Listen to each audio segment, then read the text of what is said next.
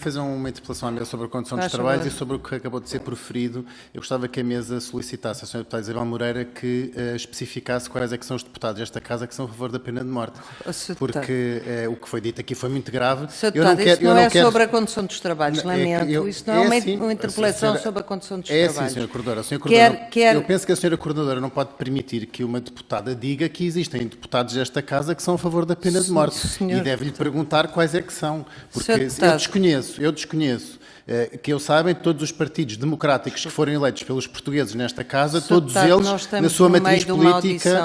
Eu estou no uso da palavra, não? O Sr. Deputado pediu para fazer uma interpelação à mesa sobre a condição dos trabalhos. Deputados... Em que ponto é que o Sr. Deputado acha que tem que fazer sobre a condição dos trabalhos? Todos os deputados, é que a senhora Coordenadora deve inquirir, deverá, penso eu, que pode inquirir a Sra. Deputada Isabel Moreira para que especifique quais é que são os deputados que são a favor da pena de morte.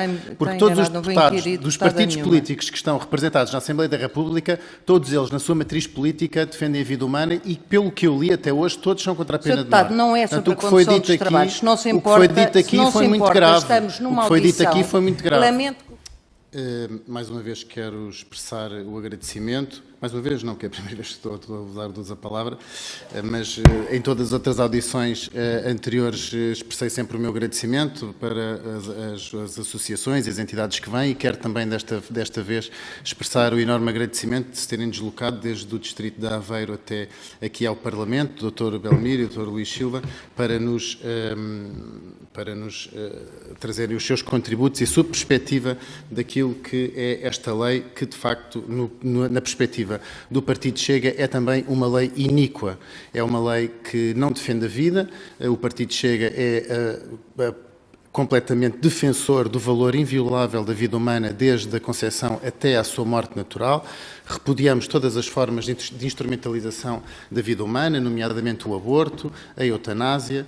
Também somos contra a pena de morte e, portanto, é meritório também ver que o vosso trabalho existe já há mais de 2 décadas, desde o ano de 2000, que apoiam mães e grávidas, estão no terreno, com o próprio vosso trabalho, fazendo parte do vosso voluntarismo, sendo que precisamos de ver que o aborto só foi legalizado em 2007, depois de 2 referendos, não é? E, portanto, o vosso trabalho foi muito anterior a essa legalização. Foi, aliás, 2 referendos, porque o primeiro não agradou ao Partido Socialista e depois acabou-se por fazer um segundo referendo, que mesmo apesar de não ser vinculativo, já lhes deu manobra para poderem aprovar mais essa lei iníqua.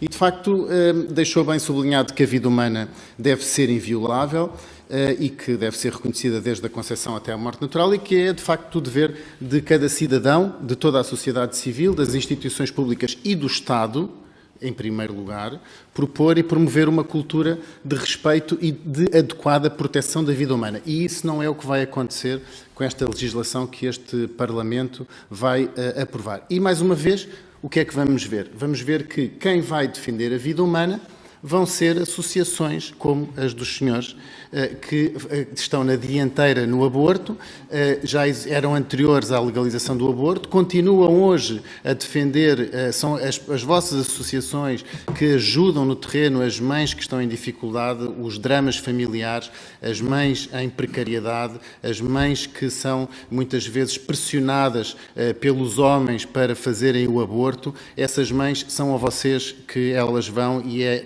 em associações como a vossa que encontram ajuda. Não é no Estado, não é na Segurança Social, não é nos hospitais, não é nos centros de saúde, porque aí, normalmente, o que vão encontrar é uma facilidade, não é no Estado, digamos assim, porque o Estado, a resposta que o Estado dá é sempre terminar a vida humana, é sempre o aborto e tenho muito receio que assim vá acontecer também na eutanásia e é por isso que nós vemos tantos pedidos de audiência neste grupo de trabalho de associações como a vossa. É porque, de facto, as vossas associações sabem que vai ser sobre os vossos ombros que vai recair esse peso, como, aliás, já é sobre as IPSS que recai o peso dos cuidados continuados e o peso dos cuidados paliativos, porque o Estado não tem capacidade de resposta nos cuidados continuados e nos cuidados paliativos e tem que se valer dos acordos com as IPSS, com as misericórdias e com o setor social da saúde. Queria então, ficando bastante claro esta defesa da vida humana do Grupo Parlamentar do Chega e da nossa matriz política, queria tocar alguns pontos que falou, nomeadamente o ponto de caracterizar como um eufemismo esta denominação que se encontrou, que os vários partidos encontraram para falar de eutanásia. Nós estamos a falar de eutanásia, não estamos a falar de morte medicamente assistida, porque todos nós queremos uma morte medicamente assistida. Qualquer pessoa que morra num hospital internado ou que morra em casa medicado, está com uma morte medicamente assistida, portanto, está com assistência médica. O que nós temos aqui é uma eutanásia, é uma provocação da morte sem dor. Essa é a definição de eutanásia. Aliás, esses eufemismos já foram encontrados anteriormente para denominar o aborto. Utilizaram a interrupção voluntária da gravidez, que agora até já é só uma sigla, já é só IVG, já nem sequer se fala de gravidez, que é para ser ainda mais ascético. Para as barrigas de aluguer encontraram o termo maternidade de substituição, portanto não é o que estamos aqui, e falou também na rampa deslizante. Quando aborda o tema da rampa deslizante, de facto é um tema que nos preocupa muito também, porque, nomeadamente, na abertura do espectro das pessoas que podem vir a ser eutanasiadas, porque estão aí as demências e as doenças psiquiátricas, e nós vemos que na Holanda, para dar números, 33,6% das eutanásias são praticadas em pessoas com demência e 37,3% das eutanásias são praticadas em doença psiquiátrica. Portanto, isto são números recentes e são coisas que nos preocupam bastante. Tocou também no ponto dos objetores de consciência e estes projetos de lei, estes textos, querem proibir a objeção de consciência. Portanto, querem ir também contra essa liberdade do profissional de saúde, como se o Estado pudesse obrigar alguém a cometer um ato para o qual a sua consciência o manda não praticar. E, portanto, gostaria finalmente de deixar duas perguntas concretas. A primeira é qual a sua opinião sobre os defensores da eutanásia rejeitarem, de facto, a via francesa, que é a sedação terminal ou a sedação paliativa, como referiu a Sra. Deputada Isabel Moreira. Portanto, que é uma via que, de facto, esta via francesa, chamada internacionalmente como a via francesa, que, de facto, não induz deliberadamente a morte, mas deixa uma forma sem dor e sem aquilo. Esta sedação terminal ultrapassa todos os argumentos que se apresentam agora dos grandes defensores desta legislação e é paradigmática e, portanto, até existe já a ser praticada em muitos casos no nosso país. A segunda, portanto, esta é a primeira pergunta, qual a sua opinião?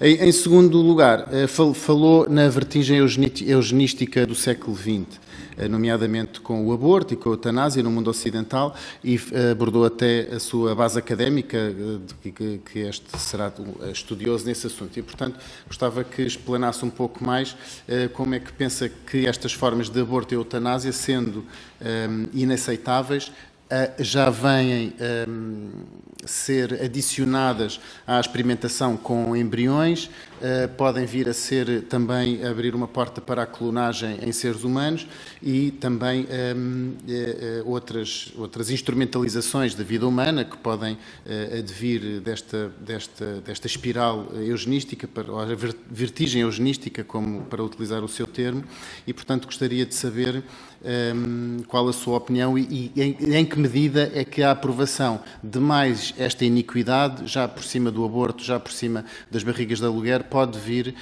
a aumentar ainda mais essa vertigem eugenística no mundo ocidental do século XXI. Muito obrigado.